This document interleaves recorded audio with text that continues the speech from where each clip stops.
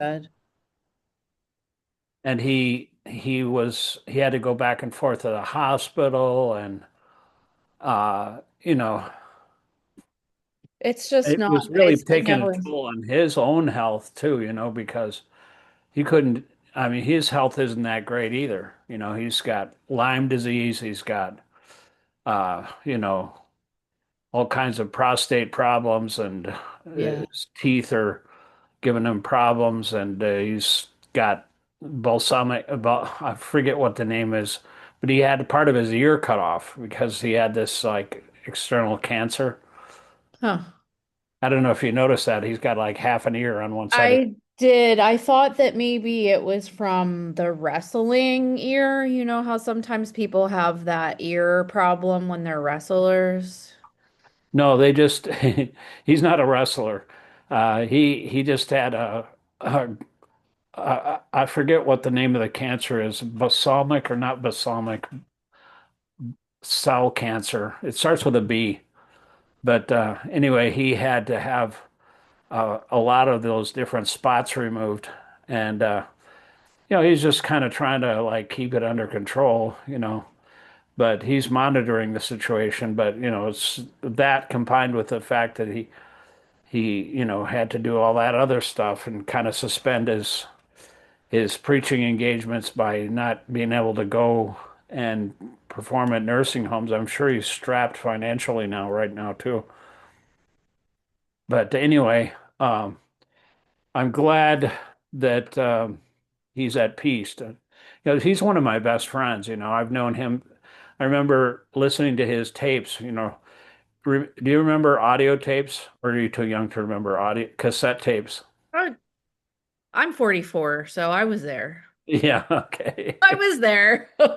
You look young for your age. We But thank anyway, you. We had them all the way into like high school.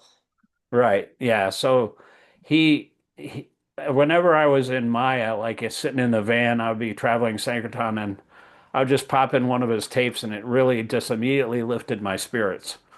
So Yeah. he's always been, and I actually transcribed his some of his songs, about 75 of his songs, and made a kind of a song book, like an with chords and everything. Yeah. And so I think I want to give that to him. I want to like make it ready for publication so he can make some extra money, because unless you're Taylor frickin' Swift, you don't make any money in the music industry. Yeah.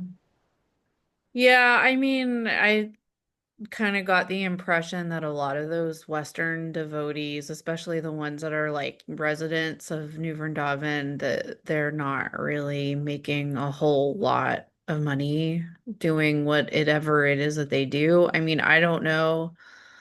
I don't know if maybe, they get any kind of subsidies from the state for being old. I don't know. They Yeah, should. well, that's not going to last. I mean, they're going to, maybe it's Christian's arrangement, because if they crash Medicaid, because that's probably what she was on, they would have they would have been able not been able to do anything. Otherwise, Medicaid wouldn't take care of it. Then they're slashing like $88 billion from or $800 billion from Medicaid. And so like one quarter, they predict that one quarter of the nursing homes that my wife takes care of will be shut down. Yeah. And those people that won't even have a place to go. Yeah. Yeah. Because, I mean, sometimes they have families, but their families can't necessarily take care of them, or maybe they don't want to, who knows Yeah. what's going to Yeah. happen. It's definitely going to be, people are going to die. That's the bottom line. That's But, true. but That's it's true. all worth it because it gives tax breaks to the billionaires.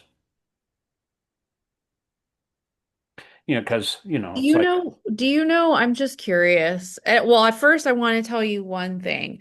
Devananda was so healthy and at peace with everything. When I saw him yesterday, yeah, when we sat down to eat Lena's cake for Michael Prabhu, he actually bit into the cake and he looked at Lena and he goes, Lena, are you married? Do you want a husband? We're Look, like, she's already married. She's already like, married. the fastest way to a man's heart is through his stomach, I mean, Right, right. my wife, we didn't, I just wanted to date when I first met my wife, and she liked to cook and I like to eat, obviously, from my portly proportions. You can tell. So, it was like a match made in heaven. I mean, she figured out, she wasn't a vegetarian though, and she figured out how to cook gluten and stuff, like seitan. And she Yeah. said, "Oh yeah, I can do this." And now she's like vegetarian AF. What's She's got like awesome. 300 or 400 vegan and vegetarian cookbooks, mostly vegan because they may have the best recipes. But she is like a cookbook hoarder. She has so many cookbooks. She has a cookbook problem. You know, Hi, I'm Jennifer. I have a cookbook problem.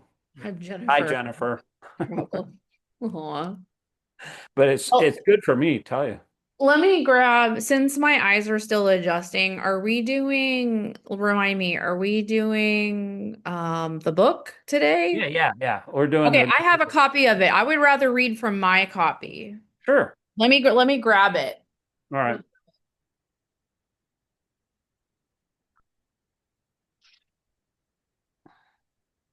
Oh yeah. So Yeah, I have that exact copy. It's a night. That's a really good condition. Look at that. Wow. That's worth money, actually. shh, he doesn't know. So the guy who sold this to me, so I live in a really trendy neighborhood with a bunch of coffee shops and like bookstores and stuff. And one of the bookstores had a copy of this in the window, I think because he just thought it looked cool. It And does look cool. I love that cover. I looked it up and like there's copies of this going for like two or $300. Oh yeah, for sure. The copy of the original book that I put up on the Facebook page, that was like to $140 on eBay because that was one of the original covers. But that's the 1970 edition right there, the first edition. And So that is in beautiful shape. it really is, and he sold it to me for $9. Wow. Yeah. So I don't know. Do you think I should maybe like I don't just like put it away, like put it on a bookshelf and like I don't know. I have no idea. I mean, you can do whatever you want with it, but I wouldn't sell it. I mean, oh my God, no. I looked at it and I was it's like, worth oh my it's worth more just the fact that it's a first edition, 1970 edition. yeah. Then it's just got transcendental value. I just remember staring at that cover and thinking the ocean of devotion in Krishna and Radharani are in the spiritual world, like in that lotus flower in the middle of that. Yeah, here's the Yeah, it's back. really beautiful. Yeah, Yeah. and that mandala and everything. Yeah, You can tell no one you can tell no one's read this. I mean, I like know. Yeah, it's in perfect shape. It's it's in amazing. perfect shape. Like, I mean, literally it was That published. is 55-year-old book and it's in perfect condition. Yeah, you can tell like no one's even hardly opened it. There's a little bit of a smudge on the side. I almost wonder if that smudge is for me, though. I'm not really sure. But I mean, anyway, if you wanted to sell it, you should have just put it in a safety deposit box. But that is a great find, because yeah. I know that the one that the original copy is go for over $100 from what I saw. The one that I put up, Nectar of Devotion. Let me ask you really quick since you're like the political guru. Um, so do you think libertarians are like Republicans or what's the deal with libertarians? Well, libertarian Tom Hartman, my favorite political pundit that I've listened to since the Kerry campaign in 2004, he was on terrestrial radio here in Pittsburgh until, he went nationwide. But he said, this is the definition of a libertarian. A libertarian is a Republican who likes to smoke pot and get laid. Okay. Okay. Yeah, And they're- that you know, might libertarians they don't want any government. I mean, a libertarian paradise would be like the country of Somalia, where they don't even have a government, but it's like total chaos, you know. So like they don't feel like these countries like ours like owe anything for like the sick, the poor, the vulnerable. Yeah, I mean, I remember my friend Vrishni, you know, like in 2012. I mean, some of them have like kind of like a little bit, you know, like there was this guy, Ron Paul, who ran in 2012. Remember him? A little guy. It was like really weird with a country hick accent, you know. Mhm. And he he didn't like the wars, but you know, he was saying, you know, different things about different subjects. And Vrishni, who is Das's wife, she said, "Oh, you know, he's different. Yeah, he's different, but he wants to like destroy the social safety net, you know, like most of them do. They don't think that the government has any responsibility to take care of its citizens, you know." So what's their solution? What do they think is going to happen to everybody when their material body gets sick? Well, I'll tell you one thing. You ever heard of Ayn Rand? No. Ayn Rand was a famous Russian political, you know, libertarian type, and she hated all kinds of like poor uh, welfare programs and stuff. But when she got sick, she got cancer because she smoked like a chimney. Right. And so she was on Social Security for the last part of her life, you know, so that's the hypocrisy there, you know. So unless they need it, you know, that, you know, they want to get rid of it. But it's just selfishness. It's not, it's just like another form of selfishness. I mean, Christ wanted to take care of everybody, and the government has a responsibility to take care of the poor, you know. Uh, just like Christ said in Matthew 24, I think it goes, you know, as you treat the least among these, my brethren, that you do that to me. That's like my favorite verse, you know, from the Beatitudes, the Sermon on the Mount, you know, because we have to take care of each other. It's not like no man is an island, you know. And so if you don't take care of your brother, then you're just a selfish jerk, you know. And that's what they're promoting now. It seems like, you know, they have this glorious celebration for Charlie Kirk in Arizona. Like 100,000 people are there, and it's being streamed all over the Yeah. United States. And that is really scary to me because they're using this guy as like a martyr, just like there was this guy, this 22-year-old guy during the Third Reich was killed, and Hitler propped him up as a martyr and used that to rally because they want to always proclaim themselves to be the victims, you know. Was that guy a Nazi, Charlie Yeah, Kirk? it was his name is Horst Wessel. No, no, I mean that other guy, Charlie Kirk, the most recent. Kirk, Was he a he's just Nazi? he's a white nationalist. He's like he What? wants to cleanse the the country of everything except for Christian nationalists. Oh my God. And you know, my Tom Hartman was saying, I just posted something on my Facebook page. We have about 400 days to save this country because if the Republicans win in the midterms next year, then it's like game over because then you know Trump will expend his executive power and it'll be this country will become unless they have some leverage in the Congress and they have some investigatory power over the executive branch, he'll expand the powers and it'll become an ethno state, a militarized ethno state, and it'll be just like Russia or Hungary.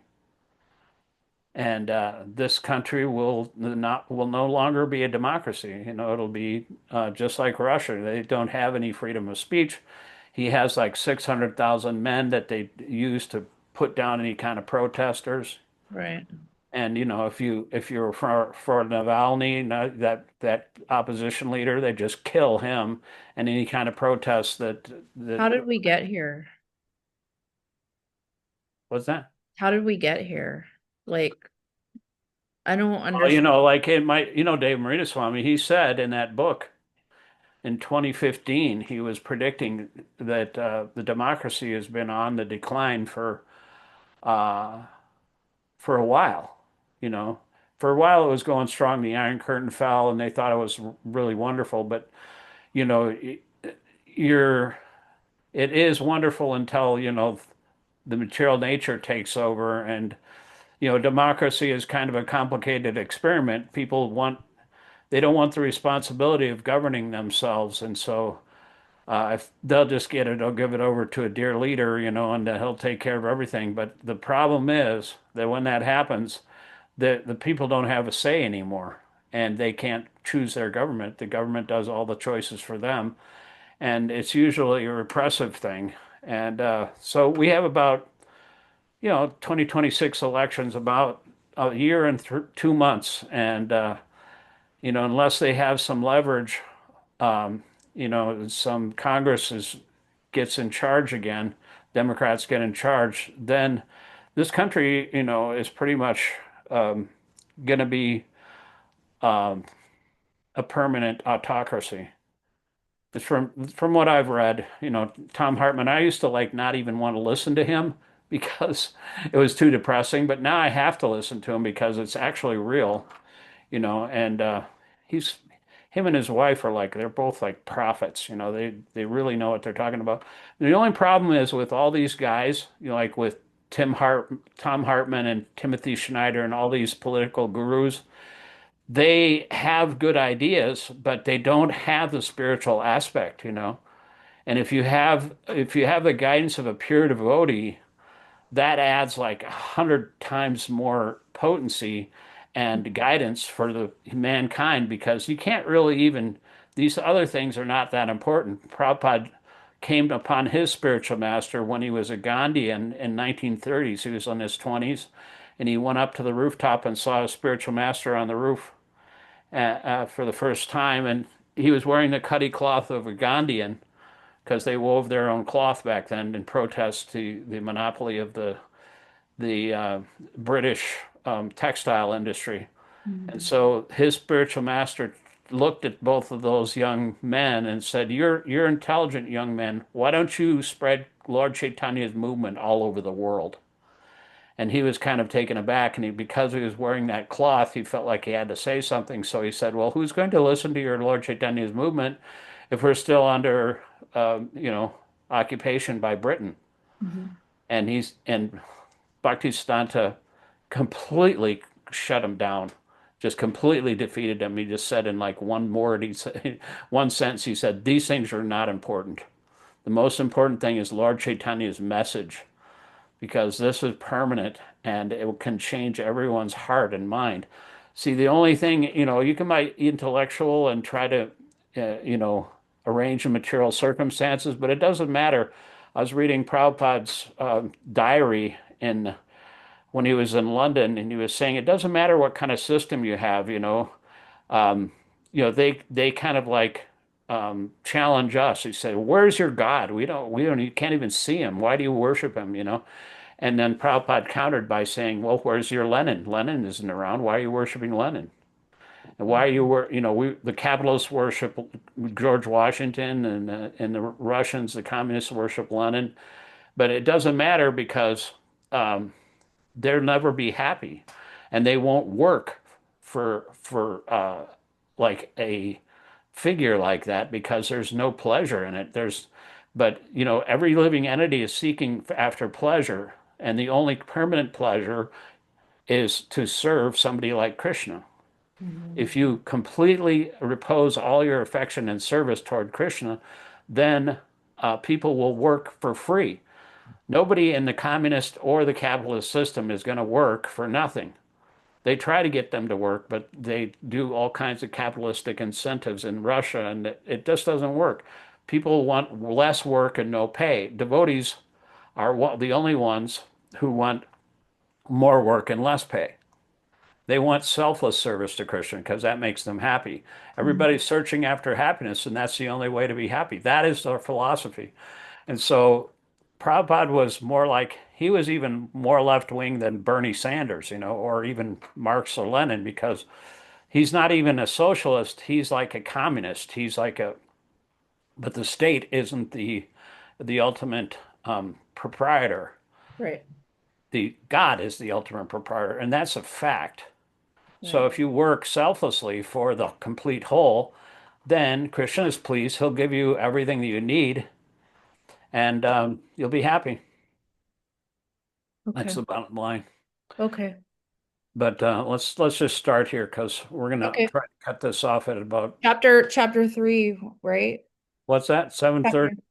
Are we on? 6:45. You see that? Oh, No. you're gonna read from your Okay. book. So I'll read the first two paragraphs here, and then you can see where you are in your book. Hold on a second. Let me just decrease this a little bit Oy. because you don't need to see it.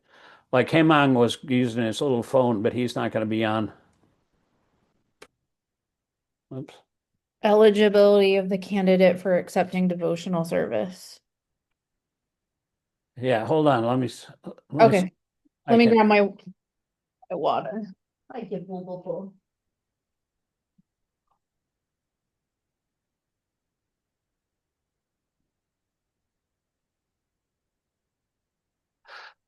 Okay.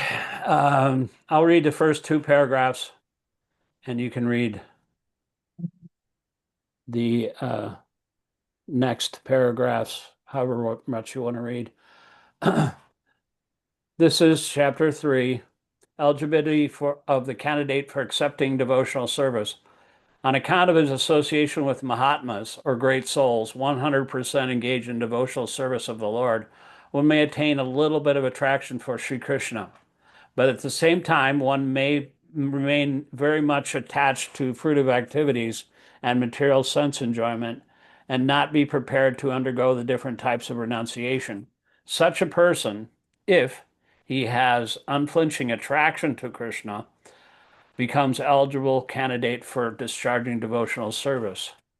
This attraction for Krishna consciousness in association with pure devotees is a sign of great fortune. It is confirmed by Lord Chaitanya that only the fortunate persons, by the mercy of both the spiritual master and Krishna, will get the seed of devotional service. In this connection, Lord Krishna says in Srimad Bhagavatam, 11th canto, 20th chapter, verse 8, my dear Uddhava, only by exceptional fortune does someone become attracted to me. And even if one is not completely detached from fruitive activity or is not completely attached to devotional service, such service is quickly effective. You Okay. can go ahead and read as much as you want there. Okay, thank you. Devotees can be divided into three classes. The first or uppermost class is described as follows. One is very expert in the study of relevant scriptures, and he is also expert in putting forward arguments in terms of those scriptures. He can very nicely present conclusions with perfect discretion and can consider the ways of devotional service in a decisive way.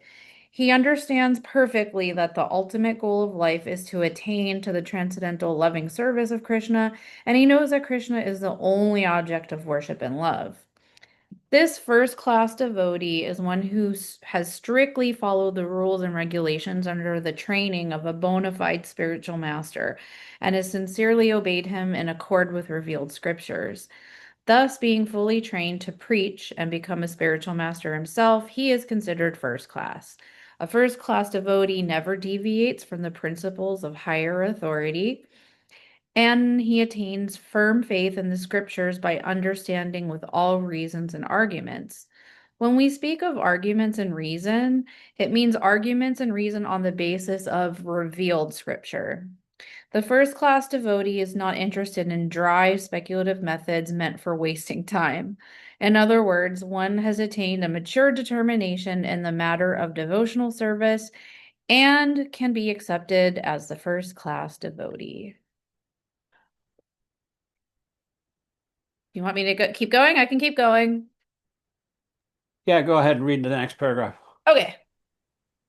The second class devotee has been defined by the following symptoms.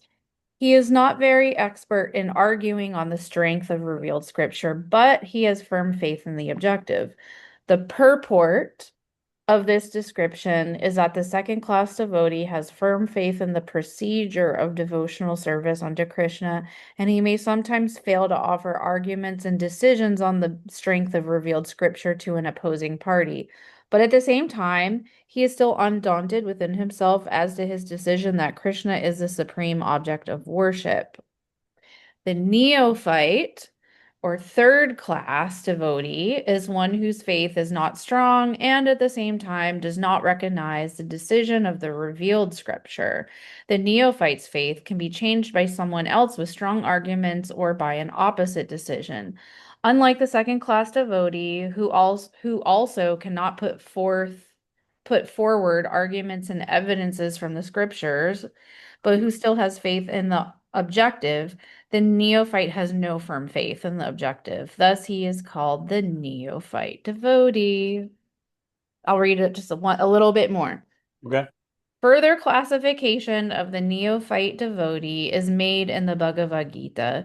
It is stated that four classes of men, namely those who are distressed, those who are in need of money, those who are inquisitive, and those who are wise, begin devotional service and come to the Lord for relief in the matter of their respective self-satisfaction. They go into some place of worship and pray to God for mitigation of material distress or for some economic development or to satisfy their inquisitiveness. And a wise man who simply realizes the greatness of God is also counted among the neophytes. Such beginners can be elevated to the second class or first class platform if they associate with pure devotees. Yeah, that's the key. I know, that's so interesting. This keeps coming up more and more. I See, never the thing really, is, I'm realizing this by reading Prabhupada's diary. yeah. It's just when you associate with a pure devotee like Prabhupada, you understand what's important and what's not, because he is just by connection with him, he's still there in his instructions, and his books will last for another 10,000 years. So if we grab onto his mercy and be just as engaged in his service as those devotees were back in the 70s, it's possible. But we really have to double down in our sincerity and our attachment to Srila Prabhupada and Krishna. It's like two rails on a train, and it's very easy when you just have faith in the spiritual master and Krishna. All the imports of the Vedic knowledge are revealed from within the heart automatically. We don't have to do anything extraneous. It's just all completely revealed, and you can just open your mouth and read the scripture, and the conclusion is there, and then you can act. You can preach to whoever you meet. Everyone you come up in contact with, you can actually just share the mercy of the spiritual master and Krishna and work on their behalf. And when you do that, he'll give you more and more power and to figure out what he wants, and you just become a selfless servant. You forget about yourself, all of your own needs, and you're just completely absorbed in serving Krishna, and that will bring you actually to the platform of love of God eventually, which is where the gopis and Radharani, they don't care about their own pleasure or uh, their own agenda at all. They don't care. They just care about Krishna. That's it. Mhm. So that's why, even though, like as a sannyasi, Lord Chaitanya didn't have anything to do with women. The women had to like pay obeisances to him from a distance. Mhm. But he said that the gopis were the first class examples of pure devotional service. He worshiped the devoted gopis. And we're the Gaudiya Sampradaya, his method of worship is we just become servants of the devotees, who are the servants of the gopis. And when Krishna and when Radharani becomes pleased with you, then Krishna has to accept you, because you know Radharani's completely controlled by his devotees, especially Radharani. She's like totally, uh, you know, has him wrapped around her finger. I mean, it's the internal potency of Krishna, but she has that power to, she can introduce somebody to Krishna and say, "This is such a nice devotee. He's actually better than I am. Please accept him." And Krishna has to do that. He'll take shelter. He'll give that devotee shelter on the recommendation. That's why Prabhupada, when his father would give sadhus some prasadam at his house, he would always ask the sadhu, "Would you please bless my son that Radharani will be pleased with him?" Mm. And I guess it worked because you can see how successful Prabhupada was. So I'm going to read a couple paragraphs here. Okay. We go to 6:45, you said? 6:45, correct. Oh, all right. 11 minutes left here. Okay. An example of a neophyte class is Maharaj Dhruva. He was in need of his father's kingdom and therefore engaged himself in the devotional service of the Lord. And then in the end, when he was completely purified, he declined to accept any material benediction from the Lord. Similarly, Gajendra was distressed. Gajendra was an elephant. And he prayed to Krishna for perfection, that after which he became a pure devotee.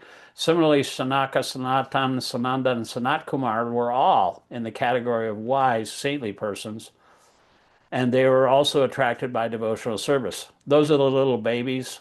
They're actually millions of years old, but they look like they take the form of little kids. They're one of Lord Brahma's first devotees, Huh. and they go around they walk around naked, and they want to go to the spiritual world, but the guards wouldn't let them in, and they got mad, and they cursed them.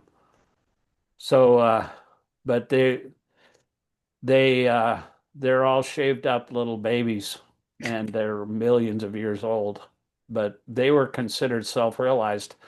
They were wise, saintly persons, but they weren't really attached to Krishna. But when they smelled the aroma of the tulsi leaves and sandalwood from Vishnu, who came and tried to mitigate the dispute between them and the giant Vijay, the two doorkeepers that wouldn't let them into the spiritual world, they smelled that aroma. They became devotees because they were attracted by that scent of Krishna's lotus feet.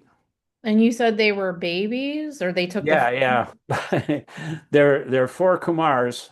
They're actually have their own sampradaya. We have four sampradayas in the Vedic tradition. There's a Kumar sampradaya. Those are these four Kumars.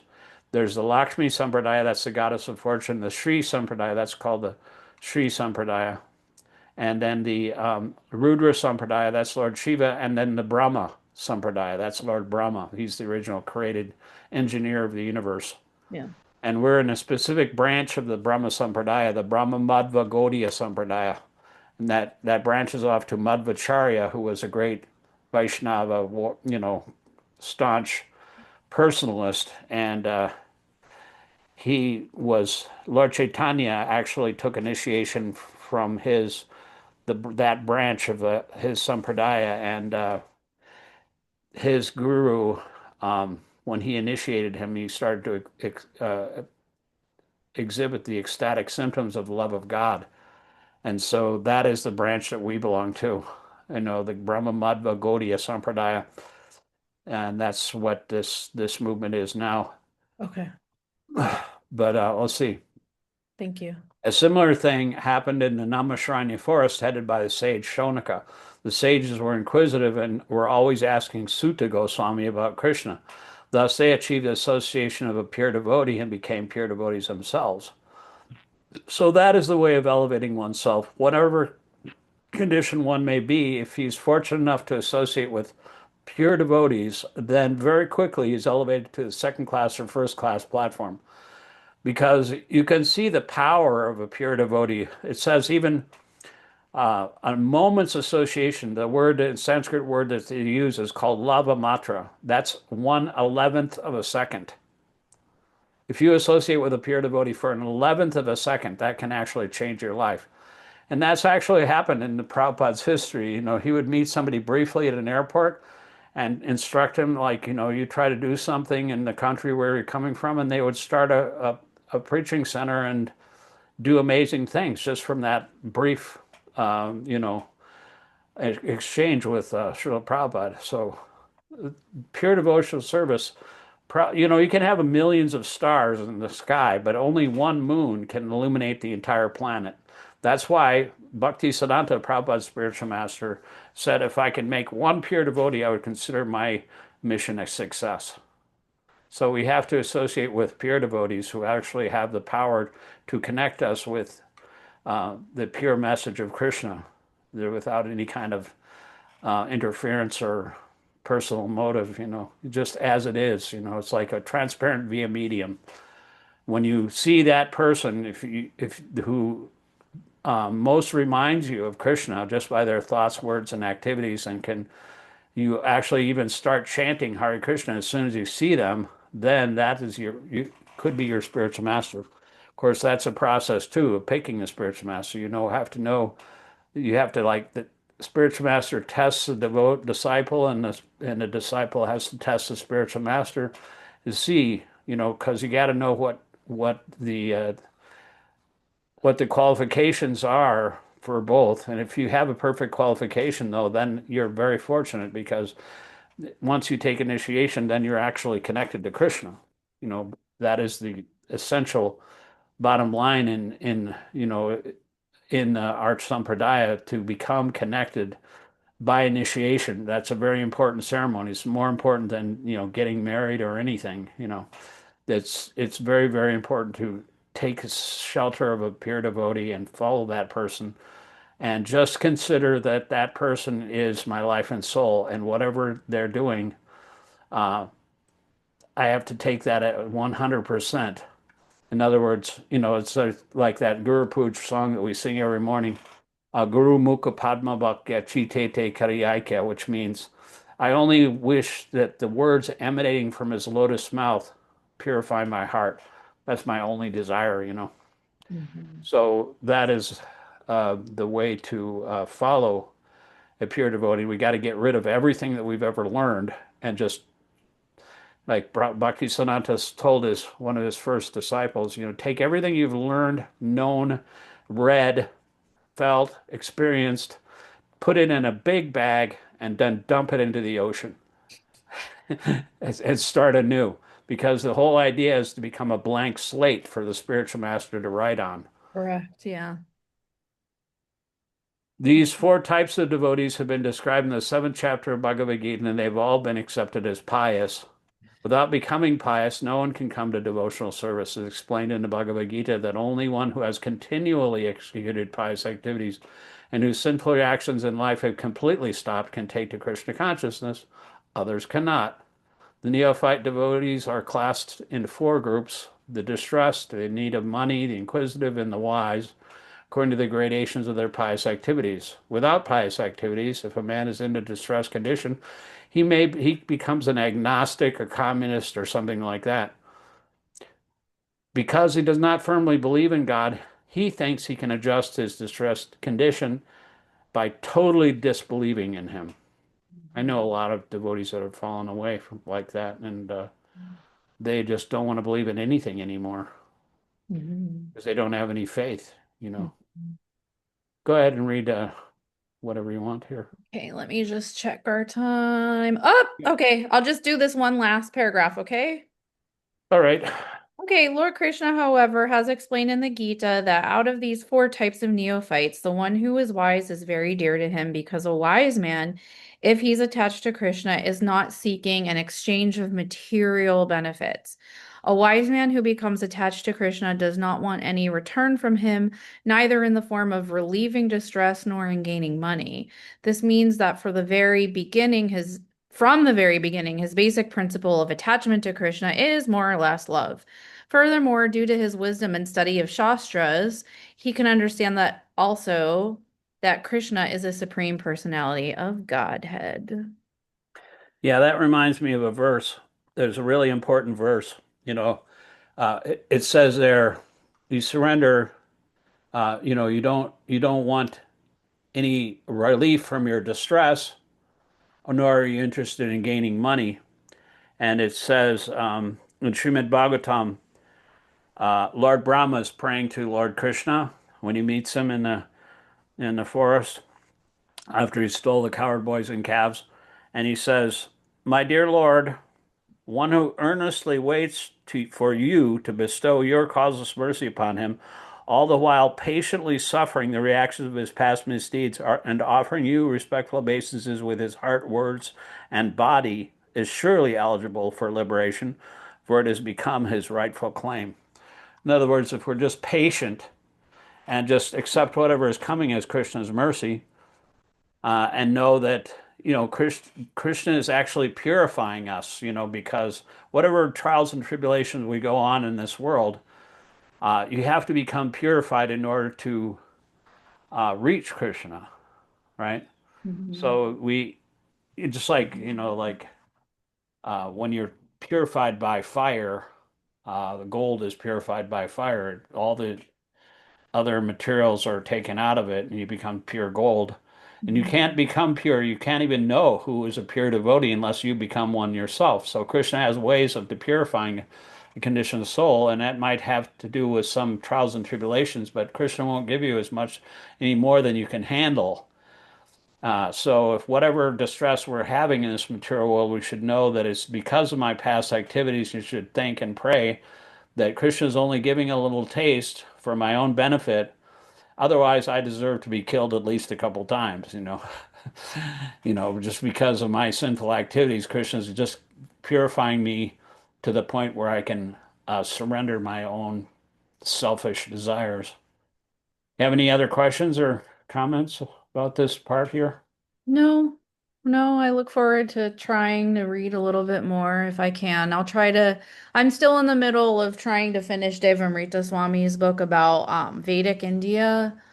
I'm trying to not be on the computer as much just because of it's so hard on my body to be on Zoom. But in the meantime, I'd like to try to keep pace with you with the book. Yeah, I mean, you can always read from the book. Somebody told me that an Ayurvedic doctor, I was trying to get rid of my diabetes by doing Ayurvedic medicine. It didn't work, but I got Oh, Radha Swami's Ayurvedic doctor, and he said what? Radha Swami's Ayurvedic doctor. He gave me some instruction, and he actually recommended some different herbs and stuff. And but I couldn't follow what he was saying. I couldn't follow what his strict diet was. Yeah, yeah, yeah. Like couldn't drink cold water Yeah, I know it's hard. It's hard. and other things like that. I'm just like a lazy American. I'm spoiled. Yeah, I know I couldn't follow it either. I went to the Ayurvedic Institute a long time ago, like 7 years ago, and I couldn't follow their prescriptions. And even Prabhupada, he was like told he couldn't have this or that. He didn't follow it even. He Yeah. hated to go to the hospital though, and he really hated one time his disciples had to bust him out of the hospital because he just couldn't stand it anymore. But there is if you can do it, I mean, if you're very austere, you can follow that kind of regimen. But I'm 70 years old. You can't teach an old dog new tricks unless you've been like trained since a brahmachari, to become a little bit austere. But I'm so spoiled.